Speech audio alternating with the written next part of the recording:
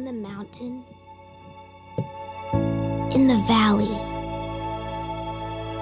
in the crowded streets, or the empty desert, in our hope and in our waiting,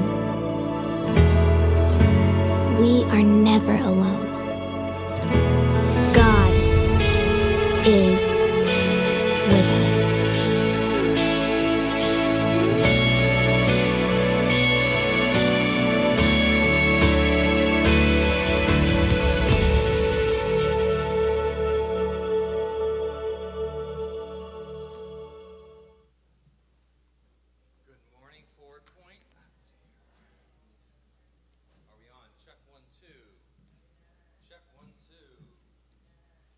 On there. Well,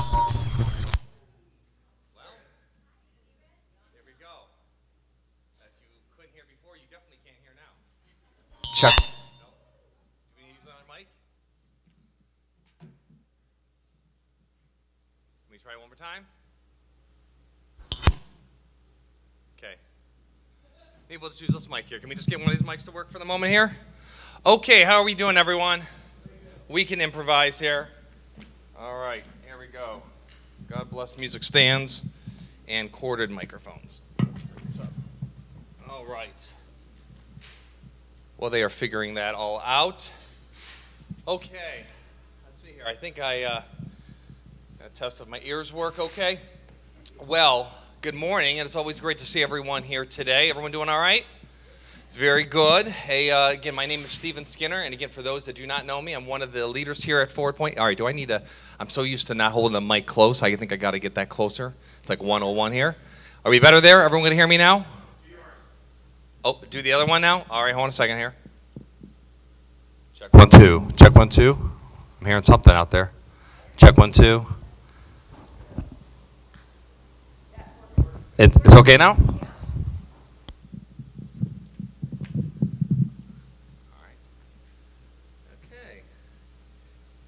If this was on TV, did you have that like, what, maybe we need a 2-minute delay there so you can cover up for things. Okay, here, I can maybe put this back here.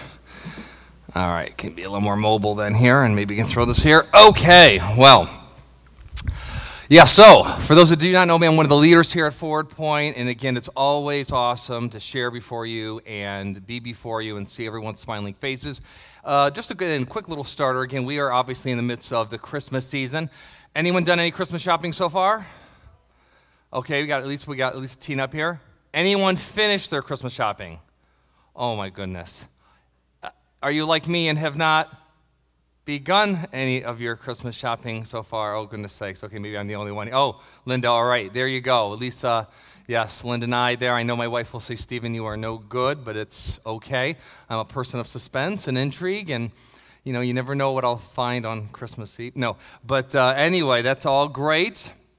We are excited you are here. If you are here first time as a guest, again, thank you and welcome. And if you are joining us live streaming and with the wonderful cameras that get to see our little technical difficulties here, again, welcome. Thank you for spending your Sunday morning with us.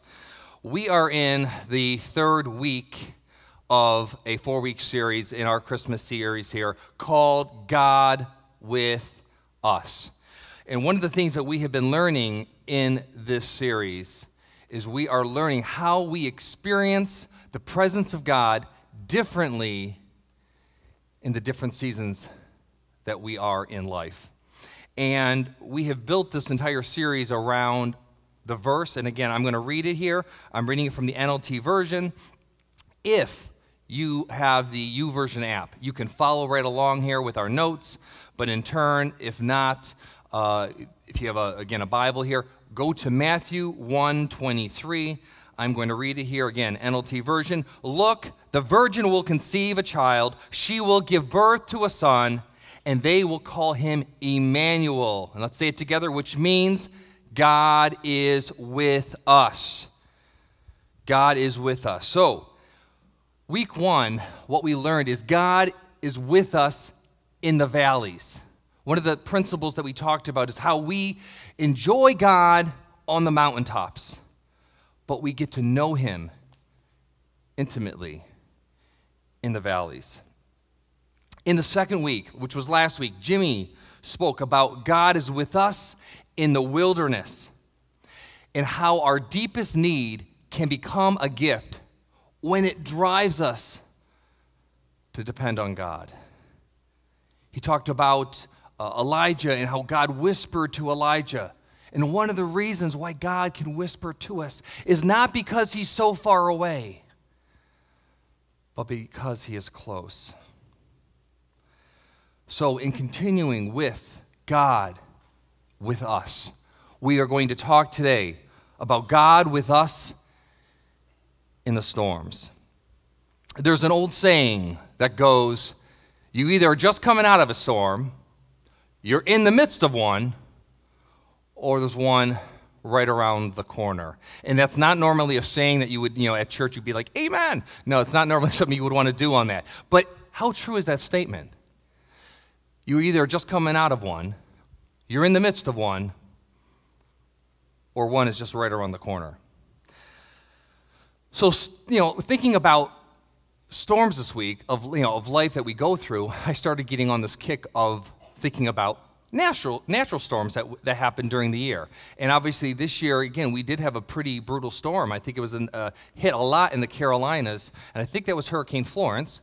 And but then from there, I took it a step farther, and I said, okay, wait, we name it Florence, and they have all these names, and I'm like, I'm just going to go into this whole meteorologist mode and try to figure out the history of storms. And I found a bunch of probably useless information, but again, I thought, maybe you would not look this up normally. So very interesting how we got the names of storms. So from the early 1800s to the mid-1900s, different people would name storms from everything from saints, certain public figures that they did not like, certain places around the globe, and then including, which is really sort of mean, they would name them then like after girlfriends or wives that the relationship had gone bad, and they'd be like, oh, that's Hurricane Amy coming in here, and she was a disaster, it ruined us. So they did this through the early 1950s. Then the U.S.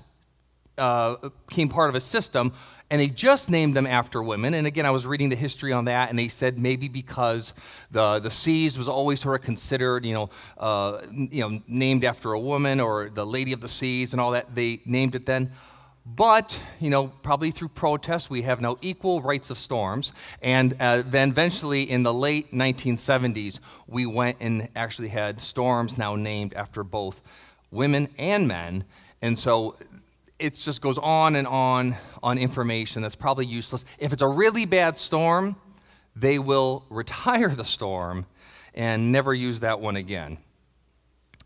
So, with that information, I started thinking about, again, the storms that we have in life and how just as we name these storms that happen naturally, how many of us have named storms in our life? Maybe you've gone through the storm of betrayal, the storm of divorce, storm of depression or heartbreak, a storm of addiction, or even a financial storm.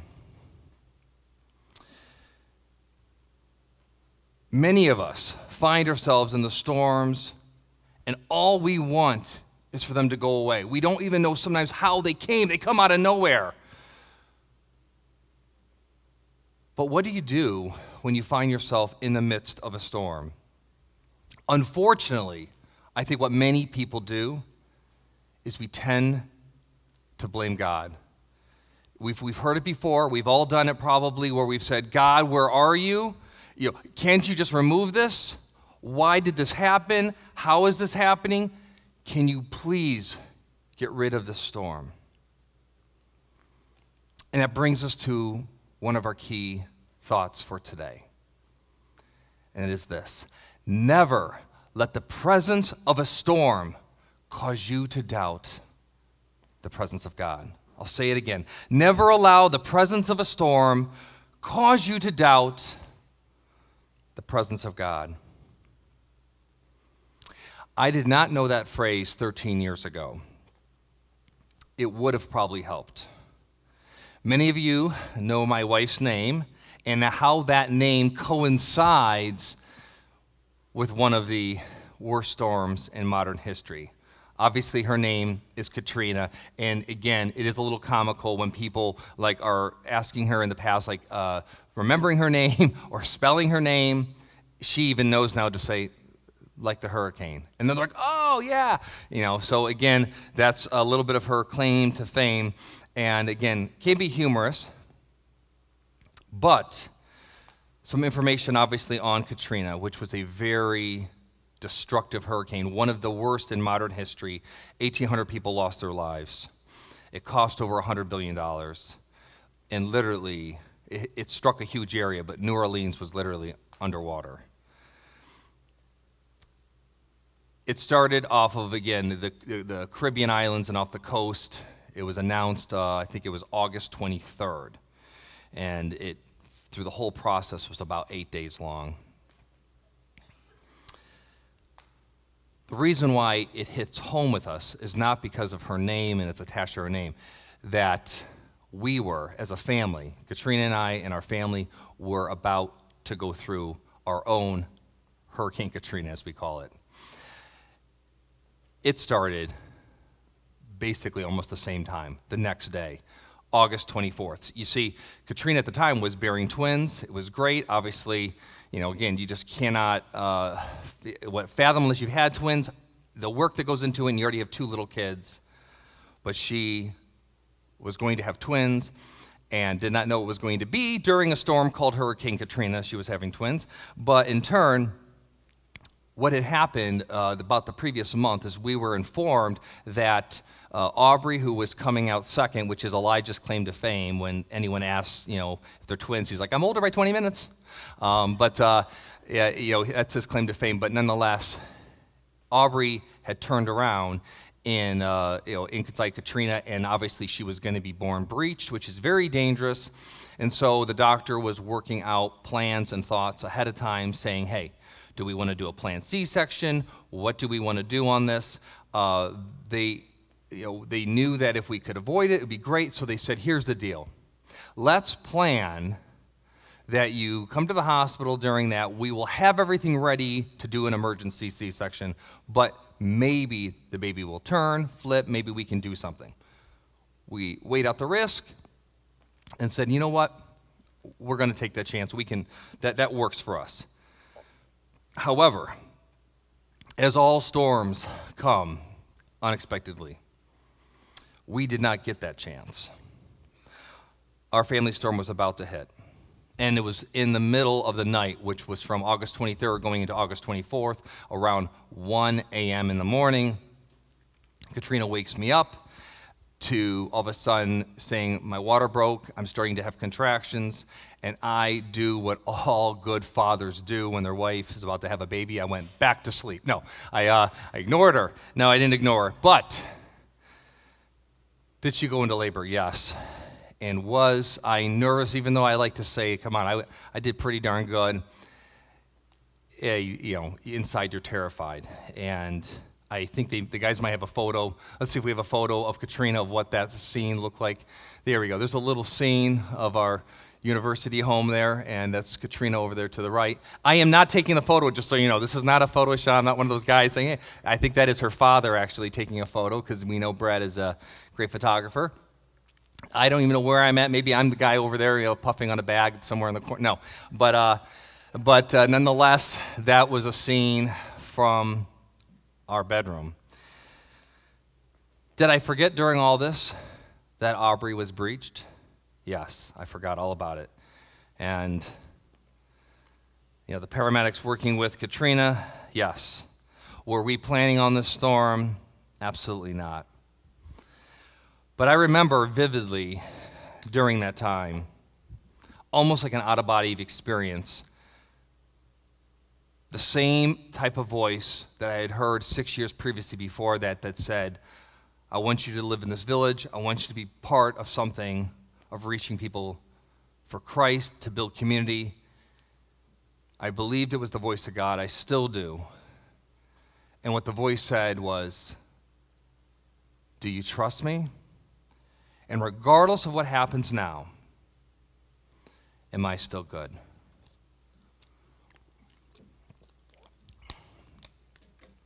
I'm going to leave us hanging there just for a moment. Let's go into Acts 27. We are going to look at another storm. Men that were in a massive storm on a boat. This storm raged for days. This storm was based on Paul, who was preaching the gospel.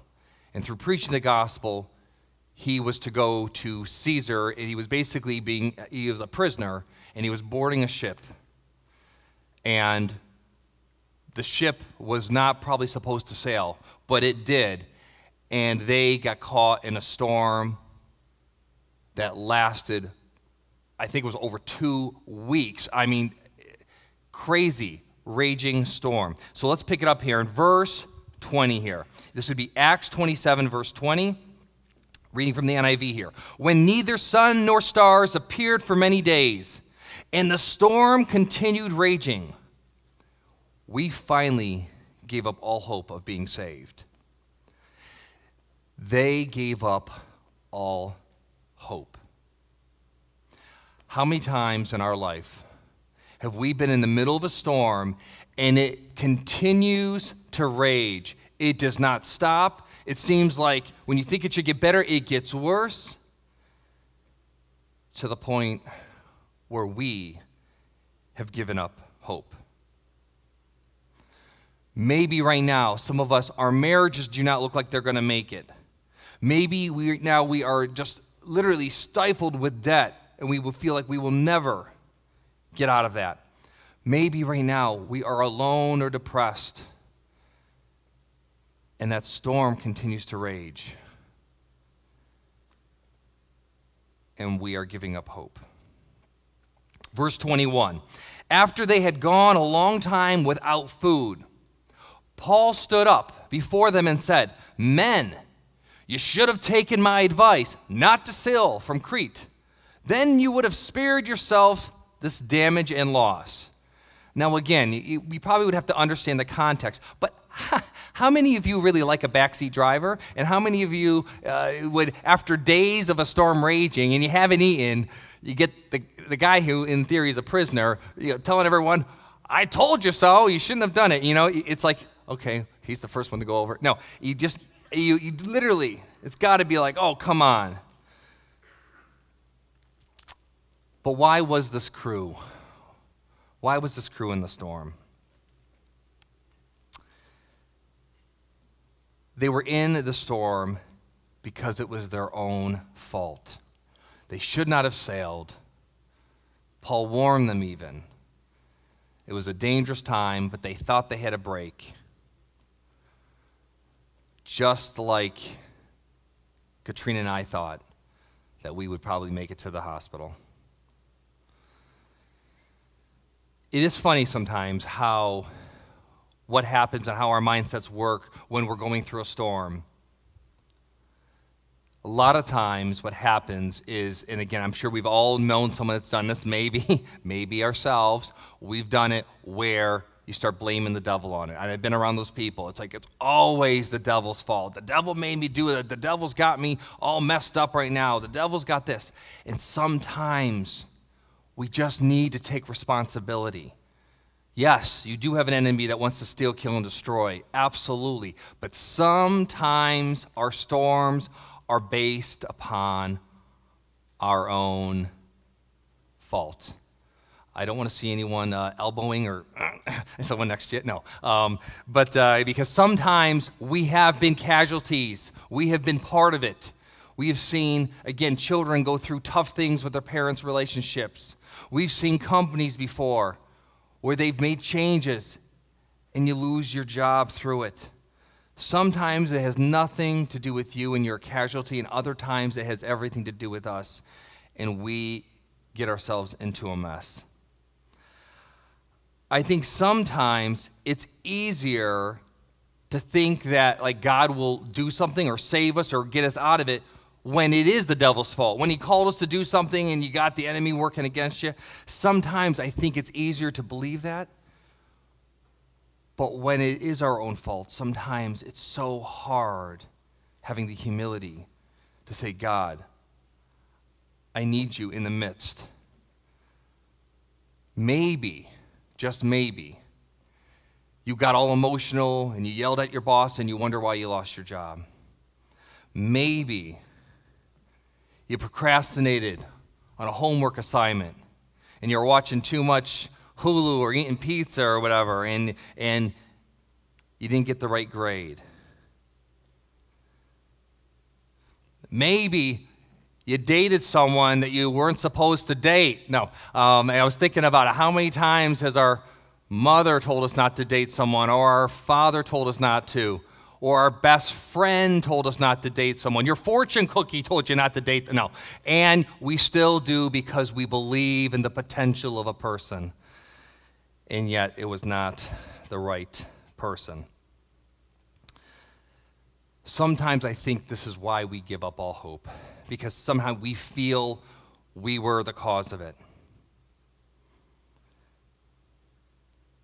But again, never let the presence of a storm cause you to doubt the presence of God.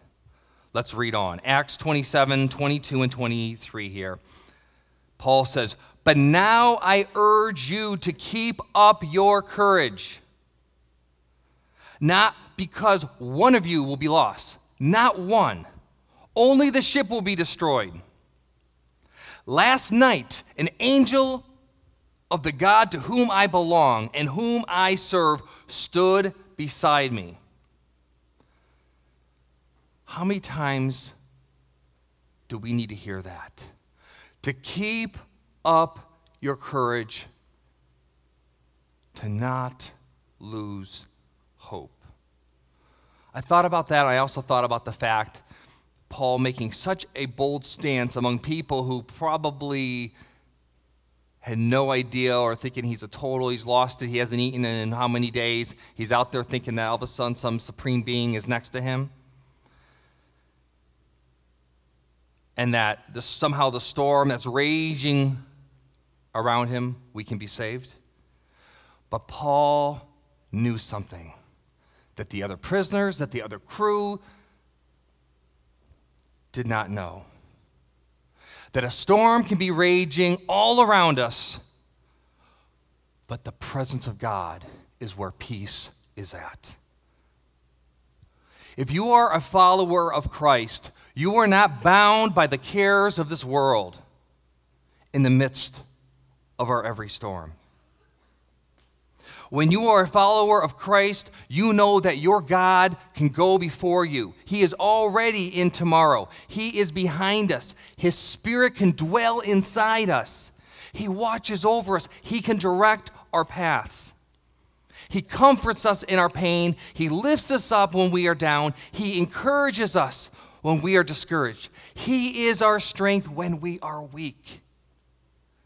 Never let the presence of a storm cause you to doubt the presence of God. This is another verse that Paul wrote to Timothy, not about this particular story, but it's encouraging nonetheless. He writes to Timothy, 2 Timothy 4:16, in the first part of 17. It says, at my first offense, no one came to my support. Everyone deserted me. But may it not be held against him, because the Lord stood at my side and gave me strength. Some of us right now are going through very difficult times where we may feel alone. But I'm here to tell you, God has not left you. He is by your side. He is in the midst of the storm. When you know that the presence of God is with you, it can change your posture. It can change your mood. It can bring hope from despair. It will lift your spirit and it can build your faith. When we know that greater is He who is inside us than he that is in the world. He is there in every storm. Another storm that happened in the Bible was a storm with Jesus actually on that boat. And you have the disciples there that are responding to the storm that's raging around them, like any of us probably would. They were terrified. They were crying out, God, save us. Why would you even have the storm happen to us? And Jesus, in the meantime, is sleeping. He wakes up, confronts the storm, and says, peace. The storm stops. He turns to his disciples and says, where is your faith? Why was there peace? I'll tell you right now, peace was not because the storm stopped. Peace comes in the midst of Jesus. Here's your second thought for today. True peace is not found in the absence of a storm.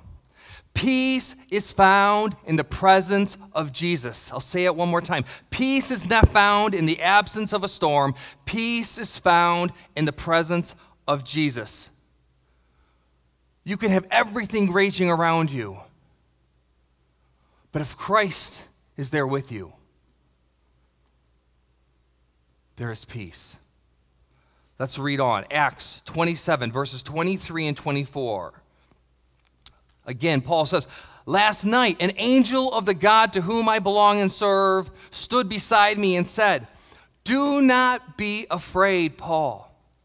You must stand trial before Caesar, and God has graciously given you the lives of all who sail with you. He's a prisoner. He's a prisoner, and yet he's saying, God has graciously given you, all the people who are holding you captive. In other words, you're not going down with this boat. You have a job to do. You may be personally in the midst of your storm right now. It may be the relational storm. It may be an illness you're fighting. It may be something you're struggling in your finances. But God has a plan for you. You are not finished yet. God uses our storms that we go through to help someone go through their storm. So if you've survived an illness like cancer, there's someone else that needs to have you by their side, encouraging them. If you've overcome marital challenges, there is someone that needs encouragement. If you've climbed up out of debt and you now have financial freedom, someone needs the words of encouragement in their life. If you've struggled with an addiction and God has set you free, someone needs you. The last verse here in Acts 27:25 that we're going to touch on is Paul saying, so keep up your courage, men, for I have faith in God that it will happen just as he told me. Faith not in what others say. Faith not in what we can see just before us. Faith in that what God said will happen. Church, we have to get our mindset out that our faith is in the boat. Our faith cannot be in the boat. It has to be in who controls the waves and the seas. Our faith cannot be in our ship. It's got to be in the one who created the trees to make a ship. We keep our courage and we have faith, not in what others say, but that what God has said will come to pass. You will not always have control over your situations. You do not always know when a storm is coming, how long it's going to go, when it begins, when it ends. We do not always have control about the people around us, what they say about us, what they think about us, who they listen to. Our faith has to be in what God says. So to return back to the story,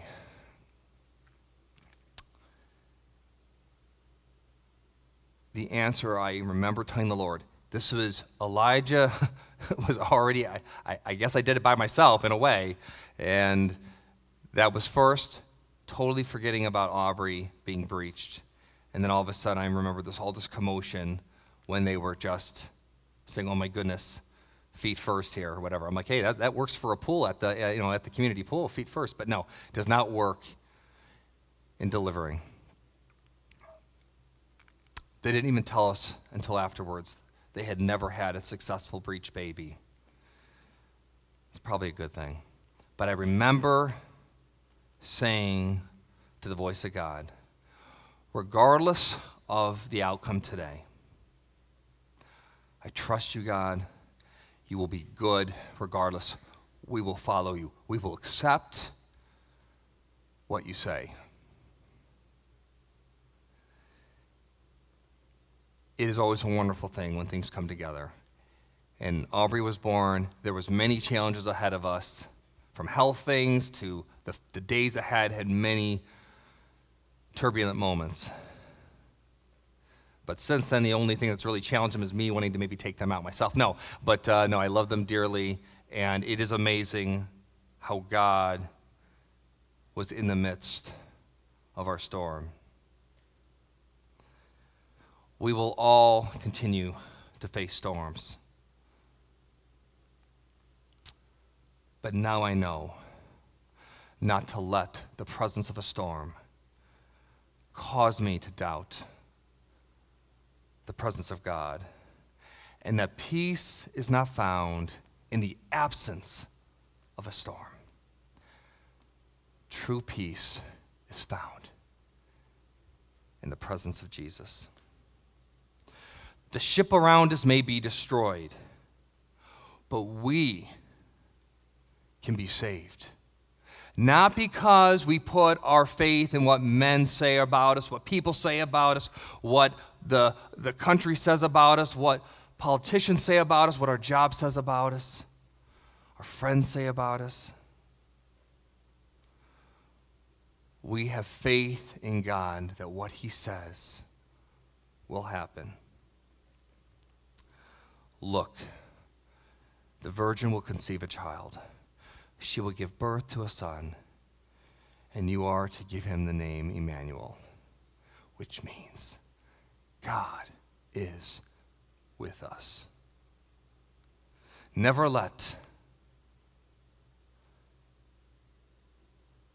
a storm cause you to doubt the presence of God. And that the peace is found not in the absence of a storm, but peace is found in the presence of Jesus. Let's just pray, church.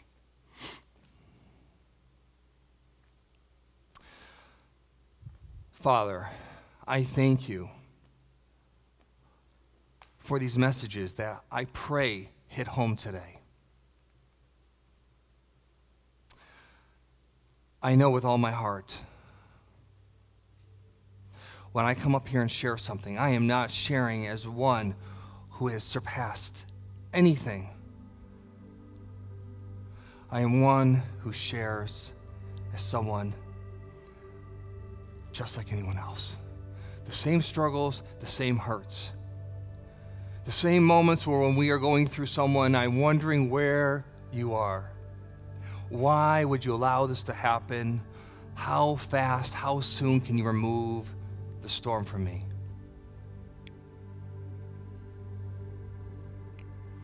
I pray as a church, we would not allow the presence of any storm in our life to dictate or to cause us to doubt the presence of God. I pray for a peace that passes all understanding, knowing that peace is found in the presence of Jesus, in the midst. It's the same peace that even after hanging on a cross, you can say, Father, forgive them. They don't know what they're doing. It's the same peace that can offer forgiveness to those that have hurt us and wounded us. It's the same peace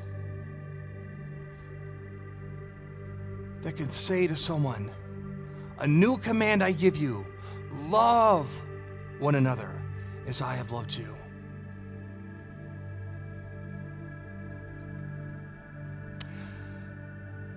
That peace is only found in Christ. It is only found in the midst of your presence. The world loves to try to replicate it. It is impossible because it cannot be done in our strength. That's why our faith does not rest on what we do. Our faith rests on what you have said, because it is already what you have done. I pray right now for any person right now who is hearing this message, either it could be online or it could be in this room, and you know you've drifted. That boat has been tattered and broken, and you are ready to jump ship. You have given up all hope. But now you hear this message and you say, I need this. I've been steering that ship myself. It's a mess. I'm in torment. I want that peace. You can receive Christ today, and you can never be alone again. Storms will continue to rage. The world will continue to go on. But as we know, peace is not found in the absence of a storm. Peace is found in the presence of Jesus. You can experience his love today, that you will never be alone. He will never forsake you. He will never lead you. He will guide you and direct your paths. Ask him into your life. It's as simple as saying, God, I surrender everything I have to you. Take over my ship. Take over everything I have. Guide me. I receive your gift. I want your peace in my life.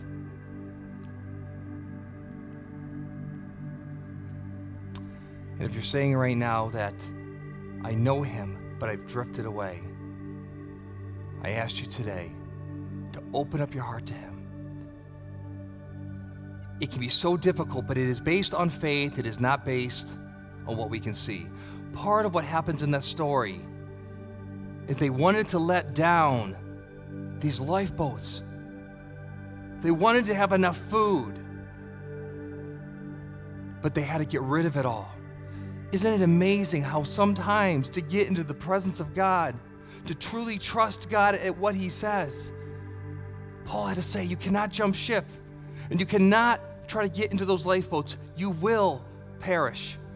We have to throw that overboard and let God direct us. Some of us are holding on to our own merits. We're holding on to what we got. Oh, I got this. And God's going to say, no, no, no.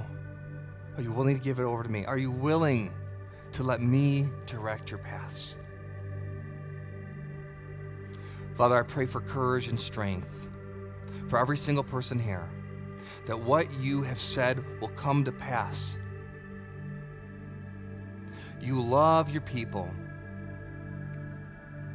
I pray we would seek you with all our heart, because you said where we seek you, we will find you. I pray our desires in our life would become your desires, and we would lay down everything we have before you. And that the peace of Christ that transcends all understanding would guide our heart and our minds. In Jesus' name.